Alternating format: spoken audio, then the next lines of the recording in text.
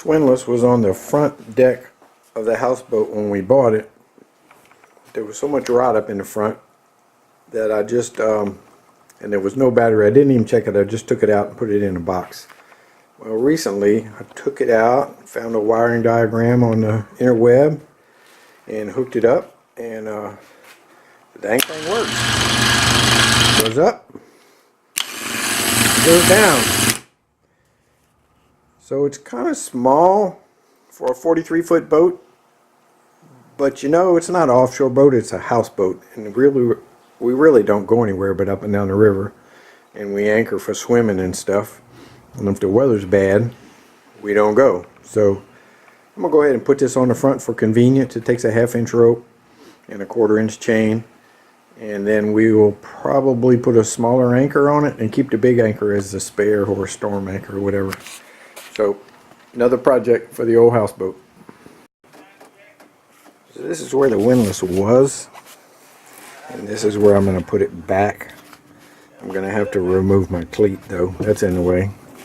And it was not mounted well to begin with, and I didn't really ever permanently patch it because I knew I was going to put something back here, but I'm going to have to bring some, I'm going to put a plate on top of the deck under the windlass to give it some strength. And I'm going to reinforce the lumber that's underneath here. I'm sure we can't see it. There's a 2x6 running from here straight to the bow of the boat, and it's right underneath where the chain came through, so they took a jigsaw and cut 99% of it away. So we'll reinforce that. There is a receptacle here, so rather than run 12 volts all the way from the back of the boat, just add another battery, put a battery charger, put the controllers down here somewhere. Be a good project. Fixing a brace to put under the windlass. I just have 3 sheets of this thin fiberglass. I'm going to epoxy them together to make one fairly thick, substantial piece. Hide my sorrows in the cold dark ground, packing tightly so they can't be found. Maybe one day they'll all disappear. Rest assured we'll all be far from here. Alright, today's work on the anchor pulpit will be, I'm going to screw this plate down to cover up this cracked fiberglass. It's probably worse than you can see on the video. We'll screw it down dry, and then I'm going to put the windlass and put it where it goes, and drill the mounting holes and lower it down, and that will allow me to mark the hole where the chain drops through, and I'll cut it. I'll get all that cleaned up, and then I'll go underneath if I have time and reinforce the lumber that's been damaged over the years.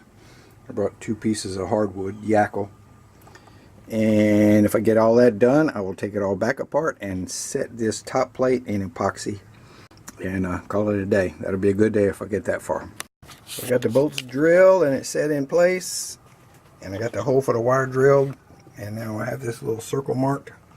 I have to pull it out and cut that circle because that's where the rope and the chain drop into the hold right below it. This is what I cut off of the 2x6 that runs here, front to back, and this is the bottom half. So they had notched this curve right here so the chain could fall, and then they had really butchered this up so that they could get a nut on that bolt. The bolt was really long. I don't know why they did this, but anyway, so I just cut this completely off, and what I'm going to do is take one of these 2x2s and sister the remaining part of that 2x6 on both sides. This is jackal, this is twice as strong, so I think that will serve, and then it won't be in the way for the bolts, and it won't be in the way for the chain. Now this is just fur or something, and it amazingly it's not rotten. It's still in good shape. It's just been butchered pretty bad. This has not been finesse work. This has been grunt work. So the jagged board is the original 2x6, and this little board is new, and these are the bolts sticking down through the thing. Unfortunately, that bolt over there is half in and half out. And now I'm on the other side and it's similar. I'll need to put a block for that bolt so we can screw it down tight without it wanting to deflect. So I'm going to take it apart and put some glue and put it back together. And next I'll have to figure out where to put a battery and how to make a deflector, because I don't want the chain or the anchor rope going half on one side and half on the other side. I want it to go all the way on one side. So my last trip I glued down this fiberglass plate, and apparently the wind started blowing as soon as I turned my back and all the sawdust stuck to the little fillet. So I got some sanding to do this morning. All cleaned up and painted, ready for the anchor winch to be installed. Working on building a diverter to get the rope, the anchor rod or line or whatever you want to call it, off to one side of the anchor locker. The anchor locker is kind of divided in half by the framing. So I had this old handrail with broken studs, and it really didn't matter because the studs weren't long enough. And I replaced them with longer studs, and this handrail will help us span that opening. And then I have had some stainless steel trough. It was originally the engine room vent for the houseboat when we bought it. And I cut it. It's kind of guesswork here. If you don't make it steep enough, the anchor line will stack up on it and won't slide off. If you make it too steep, well, you're not getting the anchor line off far enough off center, and it's just going to stack up and get tangled. So this is just a prototype. If it actually works, I'll be a little bit surprised, but I needed to, you know, the way my brain thinks, I got to put something together and then go look at it. I have a hard time just drawing pictures and thinking that's going to work. So I got this thing, got it tacked together. I'll bring it back to the houseboat and take a look at it. If it works, that'll be amazing. If it doesn't, I can come back and change what I need to change. But by then, I should know what I need to do to make it work. I built a simple little battery box to house the battery to power the windlass. It's just plywood, and I glassed the interior corners over a fillet. So I'm going to clean it up and get a coat of paint on it today. I don't like the plastic battery boxes anywhere where there's a possibility you'll step on them because they're just not strong enough. This thing will make a good step. The receptacle in this front hold is not the best. It's wired with house wire, solid Romex, and it's sticking out. And the sad thing is there's a cavity right behind it, so they could have mounted it flush. So I'm going to cut a hole and mount it flush and replace that wire with some real boat wire before I do anything else. Okay, the anchor windlass wiring is complete. I'm going to start out talking about the 120 volt power. It used to be a receptacle face mounted here, and the wire came out here and ran down the surface of the wall and ran in this hole, and it was Romex. And that's a cardinal sin. So inside the boat right now, this is the wall behind the rope locker, or whatever, that forward hatch. Now somebody has added this receptacle. It's not original, and they wired it through this switch, which is kind of silly because they're like 18 inches apart. And the receptacle outside that I got rid of was wired through this receptacle. So when this switch was off, that receptacle was off, and I didn't want that. So first thing I did was rewire all this stuff. This switch does nothing now. I just need to get a blank plate. This receptacle's on all the time, and the receptacle on the inside the rope locker is on all the time. So the houseboat batteries are in the back. It's like 43 feet away, so rather than run huge cables, I just put another battery up here. Just made a little wooden box. I screwed it down so it can't slide around. And I've hooked up a little trickle charger that is smart enough to turn itself off. The battery's charged.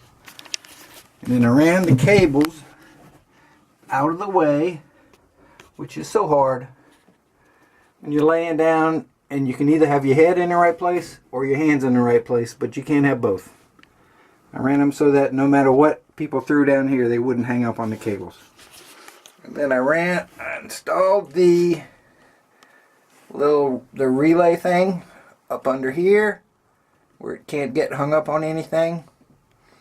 and where it won't get wet even if the hatch leaks. And I did something magic. I put that little relay right there. And what that does, that lets us, we can leave this breaker on all the time. We don't have to run back and forth turning this breaker off. It's here and it will protect the wiring in case of something happens. But we can just leave it on. But in the boat, I put a switch that controls this relay. It's on the house batteries, not this front battery. So when we leave the boat in the afternoon, we always turn off the red switch. It turns off all the 12-volt accessories. It will turn off this winch so nobody can come and play with it or accidentally step on a button and get hurt. And it also lets us turn it off except when we need it to keep kids from playing with it when we're out on the river. Just finished the install, haven't even cleaned up yet. Only thing left is to order some chain. I would like to put maybe 8 feet of chain on the end of this rope. We don't use all chain anchors here in Louisiana because there's nothing but mud, so we don't need to worry about the rope getting abraded, but it works. And my little chute works at getting the line on one side where it's supposed to be. And let's see if it'll get the anchor up onto the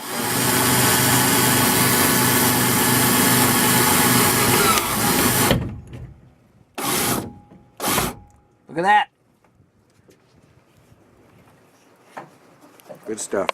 A big improvement. Make it easier to go out with people that are not boat people, so you don't have to worry about them handling the anchor. I wanted to try to explain the controls for the windlass. It's a little different. The wind's blowing a ruckus out there, so I hope you can hear me. Basically, we have 12-volt power coming from the house batteries in the back of the boat up to this console, and they're controlled by this switch, which we typically turn off when we leave, or we try to. From there, I have power coming to this switch, off on switch with a light. When this switch is on, the low amperage controls that tell the windlass to go up or down are on. When this switch is off, or when this big switch is off, there is no power to the windlass control. So even though there's 12 volts going to the big reversing solenoid, it won't do anything because there's no signal telling it to do anything. So that way we can turn on a switch, put the anchor down or whatever, raise it, and turn it off. We don't have to worry about little ones going out there and playing with the buttons. That's what I worry about. Stepping on it accidentally. That little windlass has a lot of torque and could really do some damage. So I'm a little bit of a wuss when it comes to windlasses, so that's why I went to the trouble to put the safety switch up here so we can turn it off. Now there is a breaker in there, so if something goes wrong with the motor, like if the motor burns up or stalls out, the breaker will trip on the high amperage side of the deal.